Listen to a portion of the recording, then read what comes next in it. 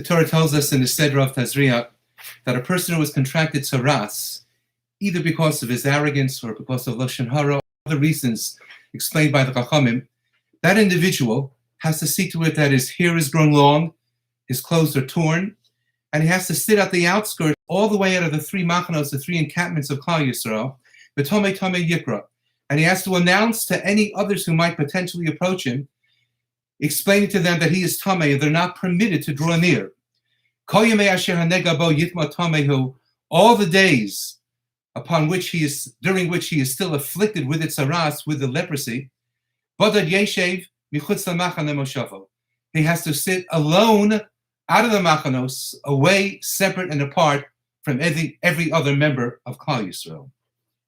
And Reb Chaim Shmulevitz, citing the Gemara in the Doran, that tells us in a brisa, arba'a chashuvim kameis, that there are four individuals who are likened to people who are bereft of life itself: ani, a metzora, a suma, and misha ein labanim.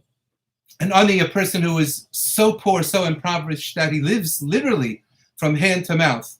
A metzora, a person who suffers from the leprosy described in the Sedros of Tazriah Metzorah. A suma, a person who never cannot see. And misha ein labanim, an individual who's not blessed with one of the greatest, if not greatest, blessings of the world, namely the ability to have children. Explains the Sikos Musar, Reb Chaim Shmulevitz, that what exactly is the greatest suffering of the Metzora? It's not the actual physical malady that he has, and even though we don't really know present day what exactly Metzora, described by the Torah, actually was, but we know that it could not have been comfortable. Maybe it was extremely itchy, burny, it was painful, it was hurtful. But no physical malady that the person incurred caused the Brisa and the Darim to number him amongst those who are chashuvim kamesim, who are like individuals who have passed on, who are no longer alive. Rather, explains Reb Chaim Shmulevitz, the lowest common denominator that combines all of these four different individuals is the fact of the inability of the person to help another individual. You see, a Metzora sits alone, growing his hair long, with his clothes shorn, and he can't have anything to do effectively with any other individual. And if you can't have anything to do with another individual, and there's no one to talk to, and you can't offer a word of communication, of advice, of response, of camaraderie, then you're chashuv kameis. You're living alone, you're cut off, and you have an inability to be mahana, to benefit any other individual in the world.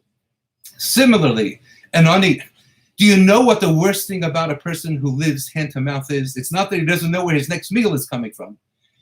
It's that he can't even pass a beggar on the street and put a coin into his cup.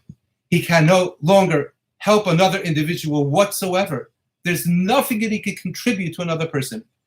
A suma is chashuv kameis. A blind person can't see anyone else. He or she has to be taken elsewhere, has to be led gingerly, comfortably elsewhere. You know how you help another person? By looking at the other individual and identifying what his or her needs are. And a suma cannot do that.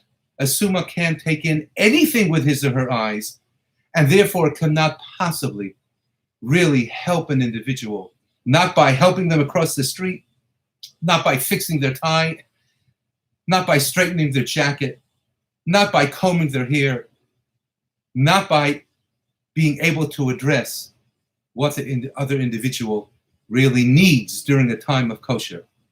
And misha ein lo banim lo aleinu, people who are blessed with children, Baruch Hashem, all of us know when children are infants, they are fully dependent upon us.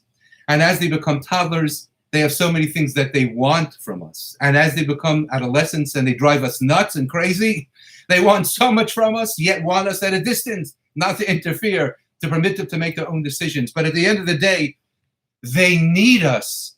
And we could look at them, decipher what that need is, and try to help them insofar as what they're lacking, insofar as their growth and maturation, insofar as their achievement of independence.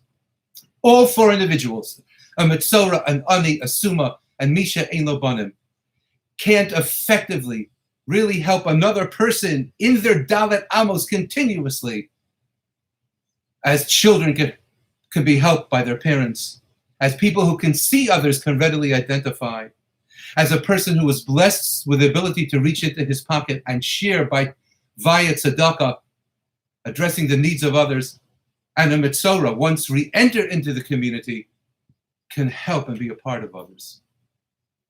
And I thought to myself, just having recently said Shiva for my mother, Allah Hashalom, Hareini Kaparis Mishkava, I thought to myself, much as a Metzorah sits with growing hair and an unshaved beard and torn clothing, one of the most difficult things when one sits Shiva is no longer being able to give to the niftar, to pick up a phone and call one's mother or father, sibling, spouse, child. You can't pick up the phone to say hello. You can't walk into their room and give them a hug. You can't kiss them. You can't walk over to them, setting your hand upon theirs and say, I love you. I love you so much. And during these times, when people who have sit Shiva have done so alone, without any other krovim who are engaging in Avelis as well, what a bedidus. What a loneliness. And all the Sidorim that all of us, Baruch Hashem, were able to experience because we're alive.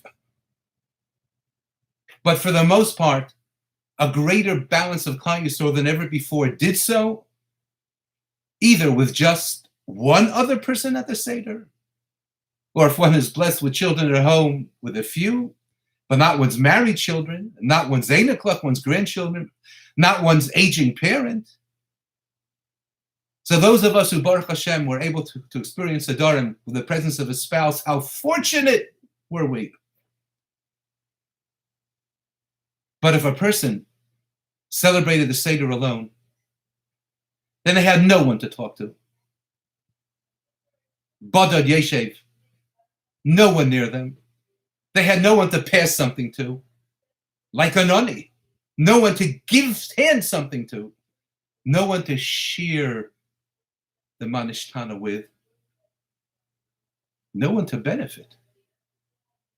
And lo aleinu, loneliness at times, understandably, even if one can see, Baruch Hashem 1,000 times over, even if one is not an ani, Baruch Hashem 1,000 times over, even if one is not a Metzorah, Baruch Hashem 1,000 times over, even though one may have children and Einaklach, numerous Kanei Nahara, but not at one Seder. Loneliness is such a feeling.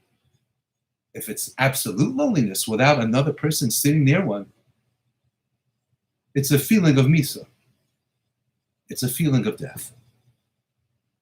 So as we are laning these Sedros, and as we're experiencing this continuous scourge and makkah of the coronavirus, let's all try to do at least one thing every single day until we can return to our shuls and return to our streets and return to our minyanim and return to our friends within less of a distance than 6 feet. Until we can return to the tables of our children and Einaklach and have them at our own tables and the tables of our friends. Let's pick up a phone and call someone who is living alone.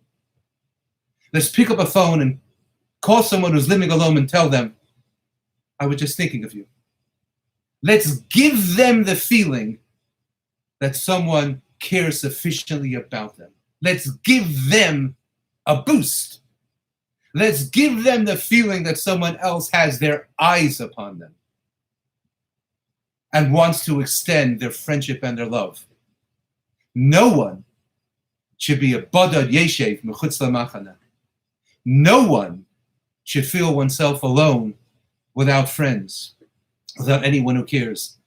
And maybe indeed within these sedras that we're laning, if we properly understand them, chemlo, Barov Chasadov, that will smile upon us and bring to a close these terrible days and bring us the Yeshua who we so desperately need. Have a good Shabbos.